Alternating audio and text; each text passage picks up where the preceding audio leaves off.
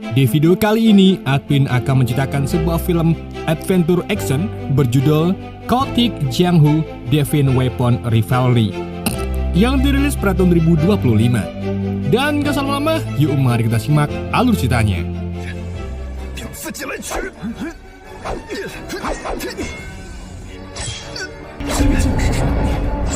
Dunia persilatan bukan sekedar medan pertarungan berdarah, namun juga ladang pengkhianatan dan ambisi yang tersembunyi. Legenda menyebutkan, ada 4 senjata pedang dewa pernah ada di dunia. Satu di antaranya bernama Bianhua, pedang bunga pesisir. Senjata paling misterius yang dikabarkan kembali muncul di dataran tengah.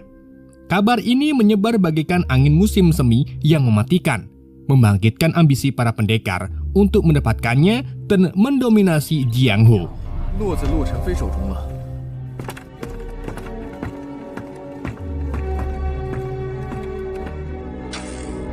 Cerita kemudian bermula dengan kematian misterius Nanlu yang merupakan istri seorang prajurit bangsawan tangguh bernama Yanli.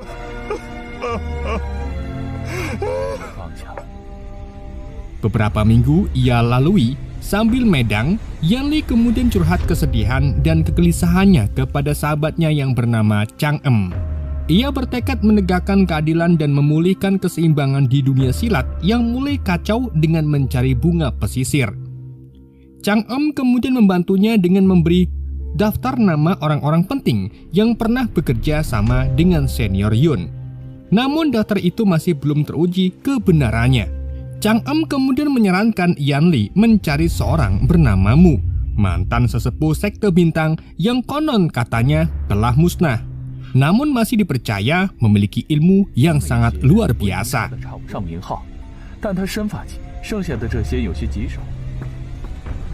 Di keesokan harinya, Yanli menemui Mu. Walaupun belum kenal, ia langsung memberi misi agar mencuri liontin kuno yang dimiliki oleh Yanli. Meski awalnya ragu, Mu akhirnya setuju setelah diberi imbalan.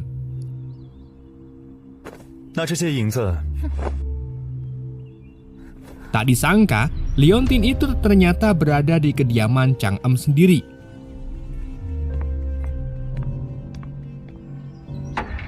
Dengan kecedikannya, Mu menyusup dan berhasil mengambil liontin tersebut tanpa diketahui. Namun ia curiga karena Chang Em bersama sosok bertopeng misterius.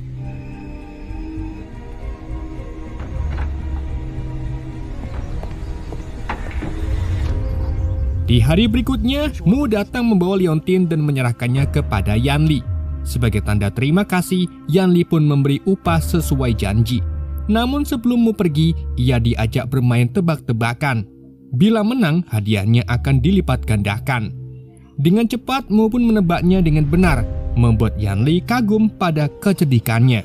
Melihat potensi Mu, Yanli akhirnya mengungkapkan tujuan sebenarnya. Ia adalah ingin mencari bunga pesisir, tanaman langka yang diyakini terkait dengan kunci kekuatan besar di dunia persilatan. Sayangnya Mu menolak ajakan itu karena belum cukup mengenal Yanli dan merasa misi tersebut terlalu beresiko. Ia juga kesal karena merasa misi pencurian liontin hanyalah ujian kemampuan semata. Tetapi setelah Yanli menjelaskan maksudnya, termasuk hubungan bunga pesisir dengan sekte bintang, Mu akhirnya luluh dan setuju untuk bergabung. Ia pun segera menjalankan penyelidikan terhadap nama-nama dalam daftar tersebut.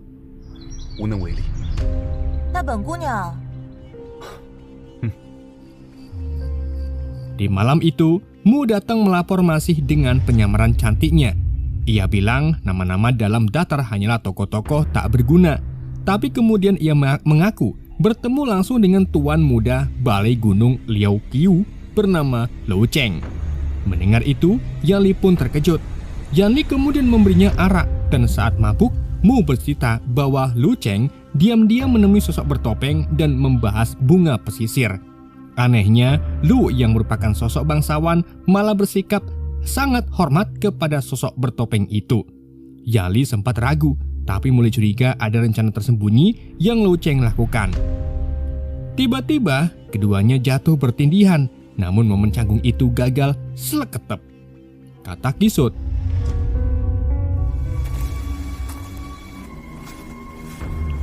Keesokan paginya, Yanli dan Mu membuntuti Lo Cheng. Namun sayangnya aksi mereka terbongkar.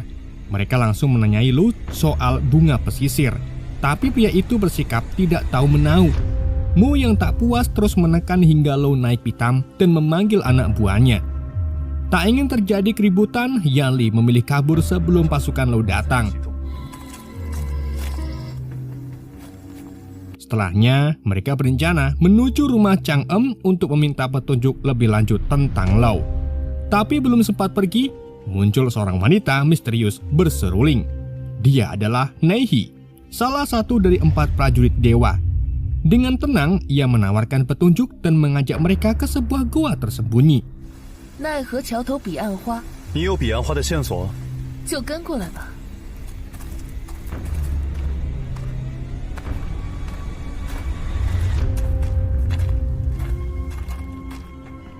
Di dalam gua, mereka hanya melihat pedang bunga pesisir yang legendaris. Yani curiga bagaimana mungkin mereka bisa dibawa dengan mudah ke senjata sekuat itu.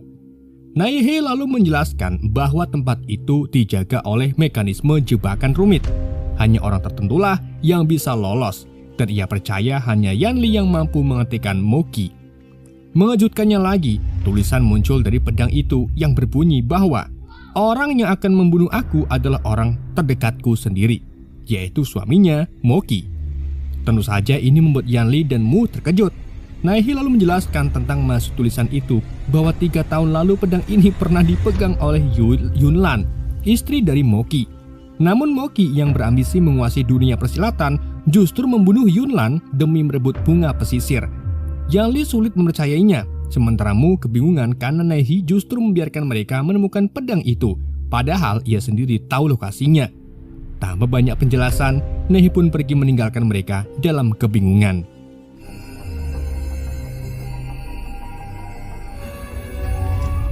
Di malamnya, Mu dan Yanli duduk berdua sambil mengobrol santai. Yanli penasaran mengapa Mu begitu ingin membangkitkan kembali sekte bintang. Dengan tenang, Mu menjawab bahwa sekte itu adalah rumahnya sejak kecil, dan ia bertekad menyatukan kembali saudara-saudaranya yang tercerai-cerai. Sebaliknya, Mu juga balik bertanya alasan Yanli begitu terobsesi pada pedang bunga pesisir. Yanli mengungkapkan bahwa ia pernah kehilangan orang tercinta karena perang antar sekte, dan ia ingin merebut pedang itu agar tragedi serupa tidak terulang. Mereka pun saling menyemangati dan satu sama lain iya benar. 然后毁了它。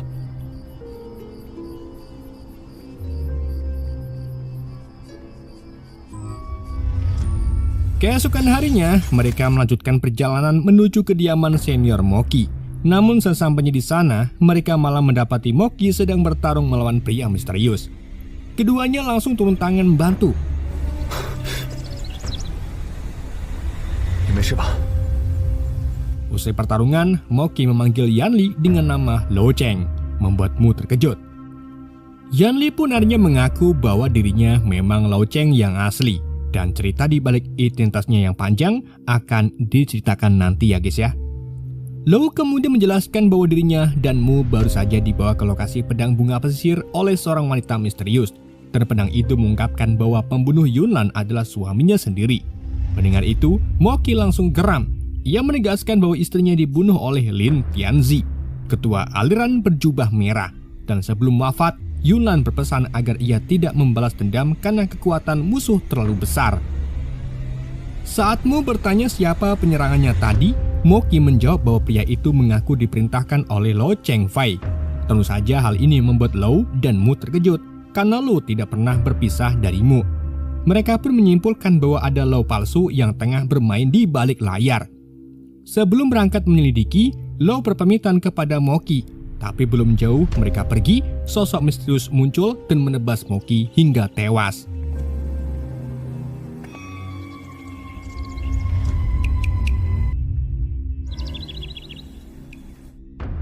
Di sisi lain, Lo dan Mu akhirnya menemukan Lo palsu sedang makan di sebuah warteg. Tanpa basa-basi, Lo langsung menanyakan tujuannya merusak nama baiknya. Ternyata pria itu adalah mantan kekasih almarhumah Nanlu, istri Lo. Ia menaruh dendam karena merasa Lo telah meninggalkan Nanlu sendirian hingga berujung pada kematiannya. Di situ Mu ikut membela, menyebutkan bahwa jika Lo saja tidak mampu melindunginya, apalagi dirinya. Merasa tersinggung, Lo palsu pun langsung menyerang mereka. Pertarungan pun terjadi.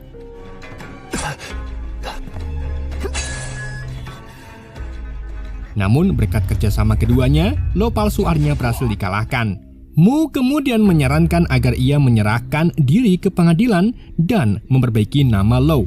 Sayangnya pria itu memilih menenggak pil racun dan tewas. Dalam napas terakhirnya, ia berkata bahwa mereka tidak akan pernah menemukan pedang bunga pesisir.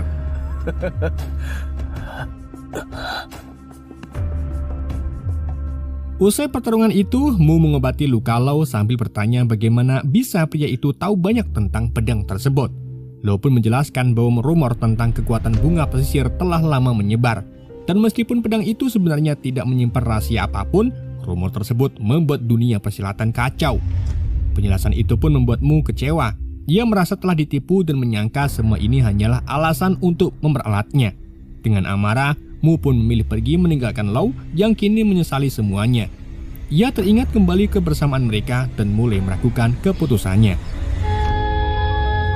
Di hari berikutnya, di sepanjang perjalanan terpisah, baik Lo maupun Mu mendengar kabar buruk tentang Lo yang membunuh Moki dan Lin Tianzi tersebar luas.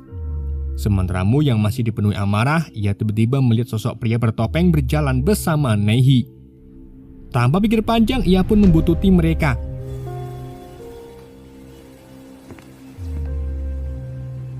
Sementara itu, Lo menemui Chang Em untuk meminta bantuan membersihkan namanya. Namun Chang Em memilih mundur karena semua bukti justru mengarah kepada Lo. Bukti bahwa Leontin dan surat tulisan Lo juga ada di TKP kematian mereka. Meski begitu, Lo bersikeras bahwa dirinya tidak bersalah. Di waktu yang bersamaan, Mu berhasil membuntuti Neihi dan pria bertopeng misterius. Dari percakapan mereka, terungkaplah bahwa keduanya adalah dalang di balik berbagai fitnah terhadap Lo Cheng. Tujuannya jelas, yaitu membuat Lo mati dibunuh seluruh pesilat agar tidak lagi yang memburu pedang bunga pesisir.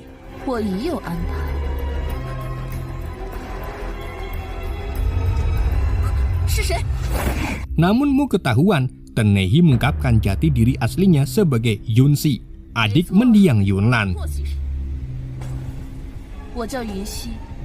Ia menyimpan dendam karena merasa Moki karena gagal membalaskan kematian kakaknya. Lebih parahnya lagi, Yunxi lah yang mencuri Leontin Lo dan meletakkannya di TKP pembunuhan Moki untuk memfitnah Lo.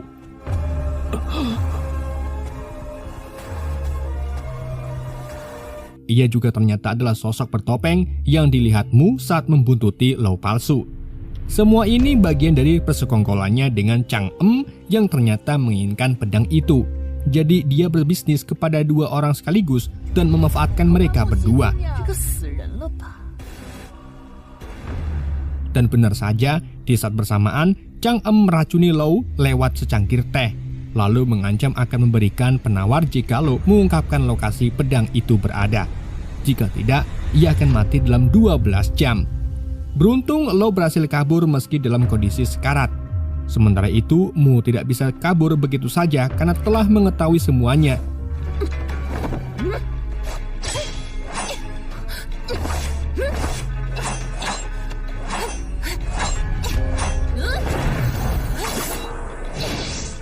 Yunxi berusaha membunuhnya, tapi Mu berhasil mengalahkan Yunxi yang akhirnya melarikan diri.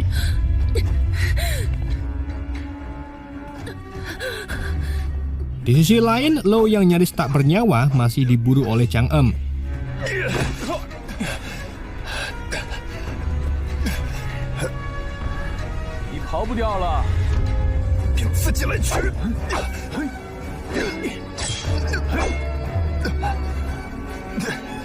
Dalam pertarungan berat sebelah, Lo nyaris kalah.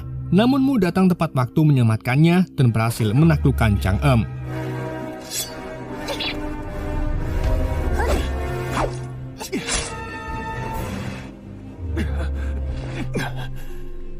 Dalam napas terakhirnya, Chang Em mengakui bahwa ia menginginkan kekuasaan dari pedang itu, bukan perdamaian. Mendengar pengakuan itu, Mu dan Lo pun memilih meninggalkannya dalam kondisi sekarat tanpa membunuhnya.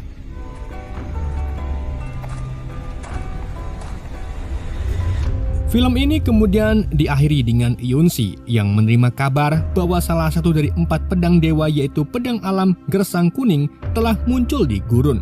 Dengan ambisi yang belum padam, ia pun pergi memburunya. Sementara itu, Lo dan Mu kini melanjutkan perjalanan bersama. Mereka lebih waspada dari sebelumnya dari fitnah-fitnah yang ada di sana, ya benar. Dan film pun ngawak.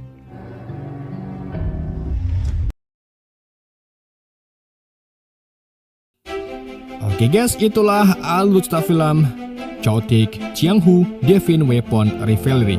Semoga kalian terhibur dengan alur cerita yang saya bawakan. Mohon maaf jika ada kesalahan dalam penyampaiannya ataupun penyebutan nama. Dan sampai jumpa di video berikutnya.